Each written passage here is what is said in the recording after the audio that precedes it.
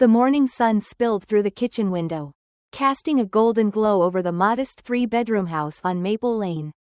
A quiet suburb of Denver, Colorado. Jazz hummed softly from a small speaker, mingling with the aroma of freshly brewed coffee. Mia, 34, sat at her hand-assembled oak table, her fingers tracing the rim of a ceramic mug. This wasn't just a house, it was her sanctuary.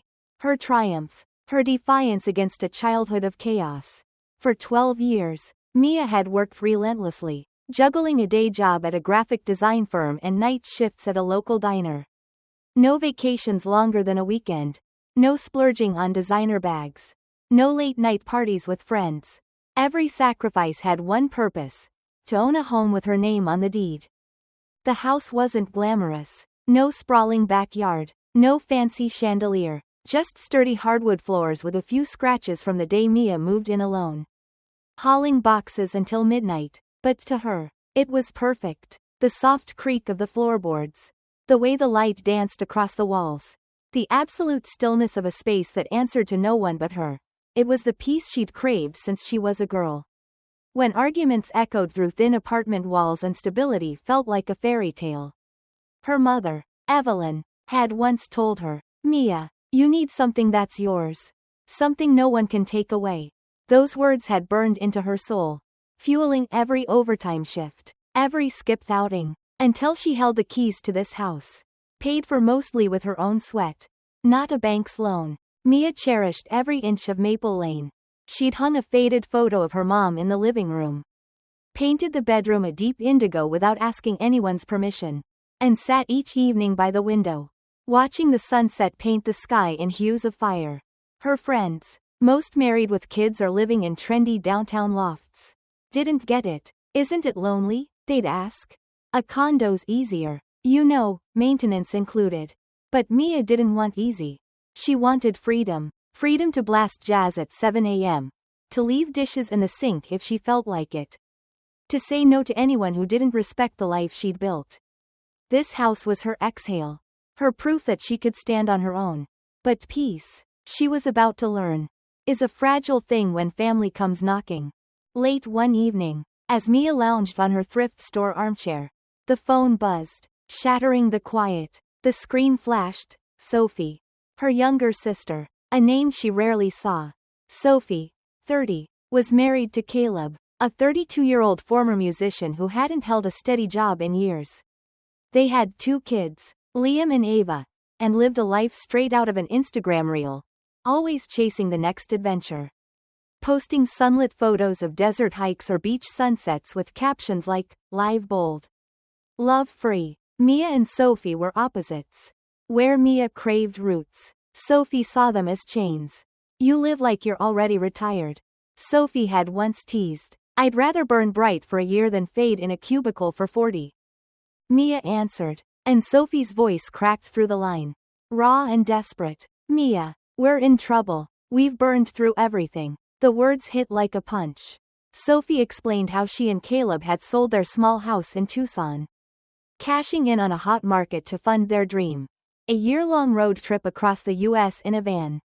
They'd planned to live off Airbnb bookings, freelance gigs, and Caleb's photography. But 2 months in, the dream had collapsed. Gas, food, rentals, it's all so expensive.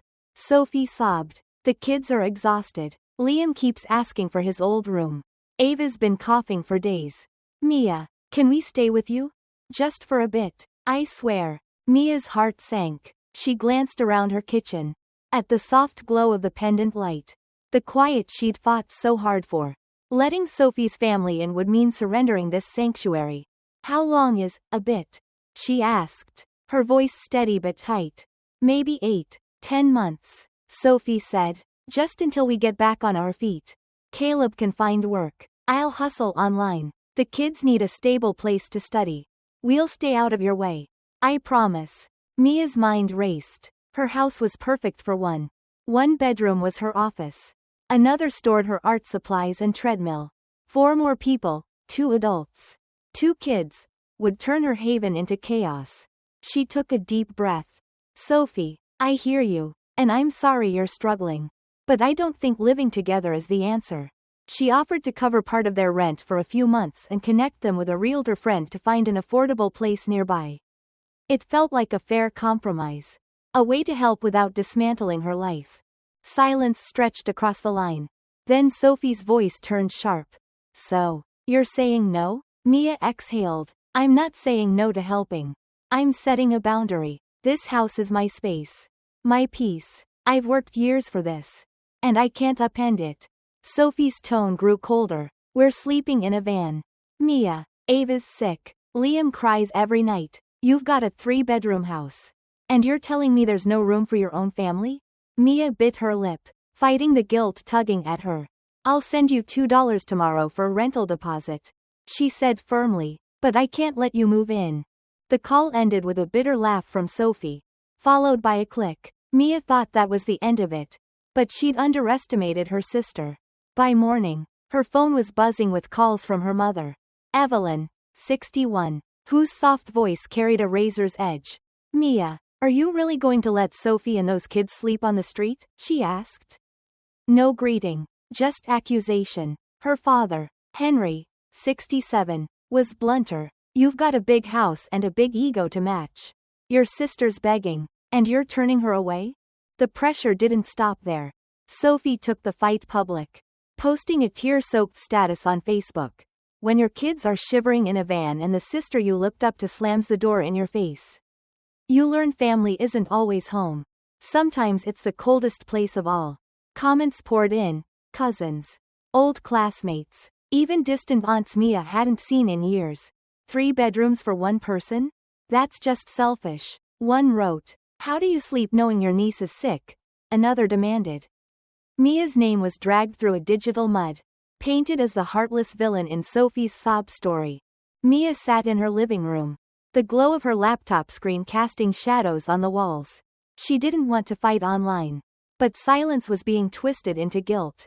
With a steady hand, she typed a response, her words clear and unapologetic. I'm not one for airing family drama. But since I've been pulled into this, I'll set the record straight.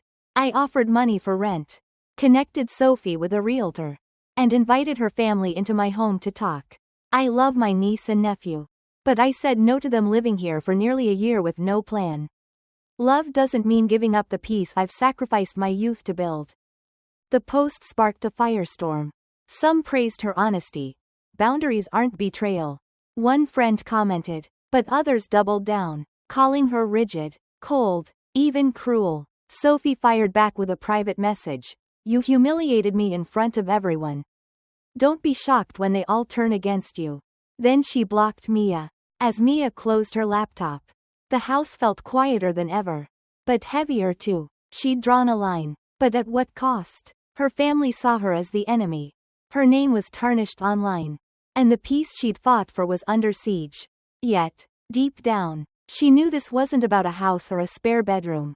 It was about whether she'd let her life be defined by someone else's choices, or stand firm for the freedom she'd earned. The afternoon sun hung low over Maple Lane, casting long shadows across the tidy lawn of Mia's 3-bedroom house in suburban Denver.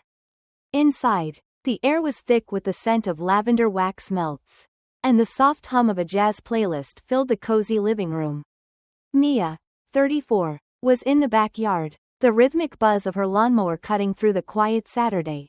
Her house, her sanctuary, stood as a testament to 12 years of relentless work, day shifts at a design studio, night shifts at a diner. No vacations, no luxuries, just a singular dream of owning a home that no one could take away. But the peace she'd built, the freedom to live on her own terms, was about to face its greatest test. A sharp knock at the front door stopped Mia mid-stride. She assumed it was the delivery guy dropping off the bookshelf she'd ordered online.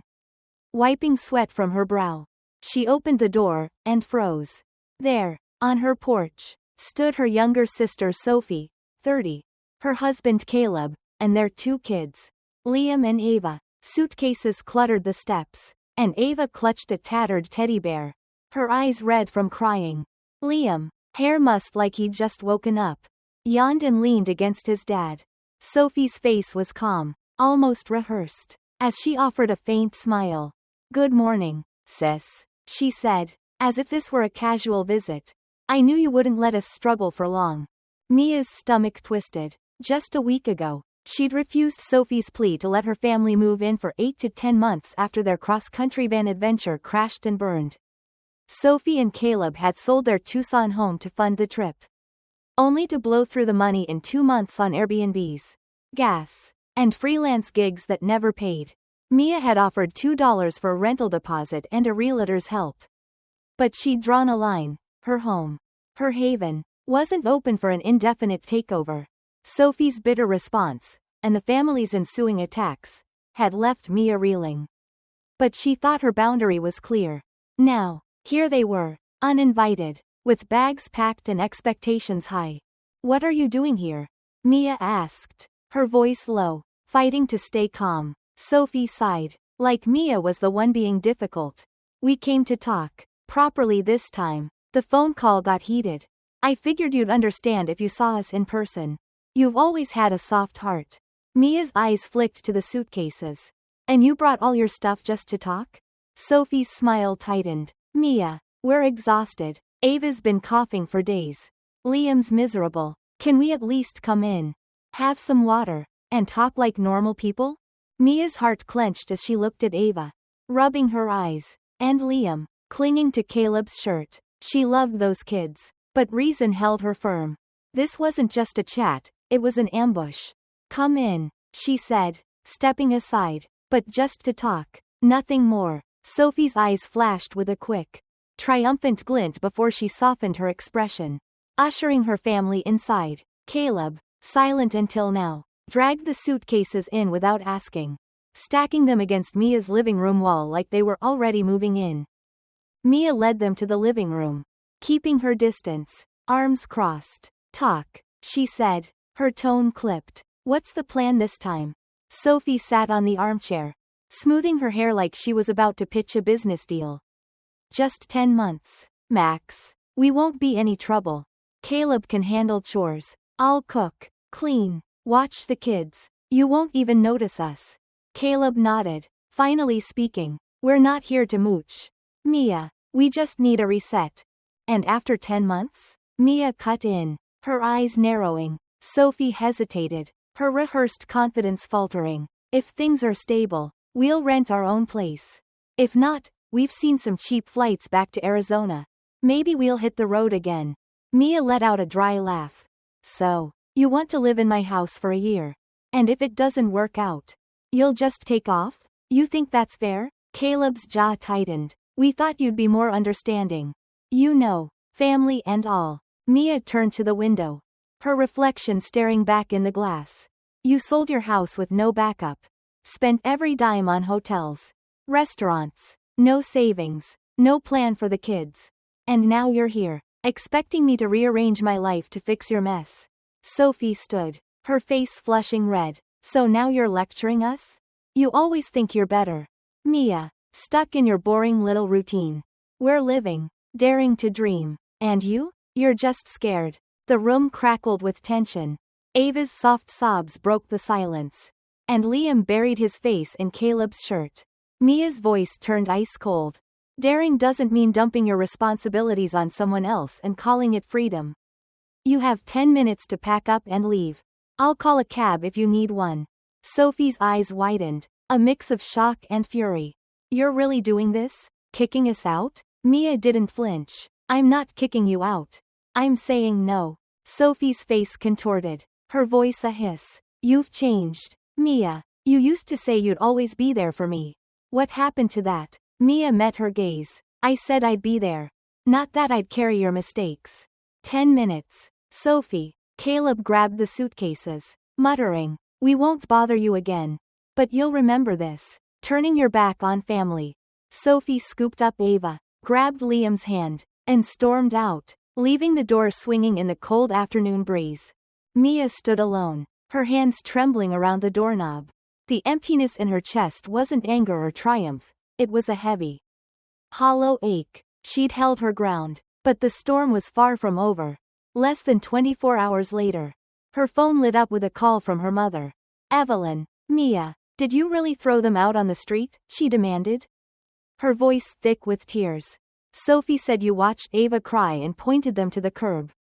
Mia's jaw dropped. That's not what happened. I let them in. We talked. I said no. I didn't yell. Didn't shame them. But Evelyn wasn't listening. No wonder you're alone. She snapped. Hanging up. The attacks came fast and furious. Her Aunt Clara texted, accusing Mia of forgetting how Sophie had helped her in college. Her cousin Emma commented on an old photo. Books don't warm a heart. Mia. Sophie's Facebook post went viral in their small circle, painting Mia as a cold-hearted sister who'd left her niece and nephew to freeze. When the sister you admired shuts the door on your kids, you learn family can hurt the most. Sophie wrote, racking up hundreds of comments. 3 bedrooms, 1 person, selfish. One read, how do you live with yourself? Another demanded. Mia was on trial in a court she hadn't been invited to. And the verdict was guilty. Friends and acquaintances piled on. A college buddy, Lauren, messaged, it's just 10 months. Mia, she's family. Mia replied, would you let 4 people move into your 1-bedroom apartment? Lauren went silent. Another friend, Mark, wrote, I get boundaries, but maybe compromise? Mia's response was sharp. Living alone doesn't mean I owe anyone my space. Her father, Henry, called, his voice low and menacing.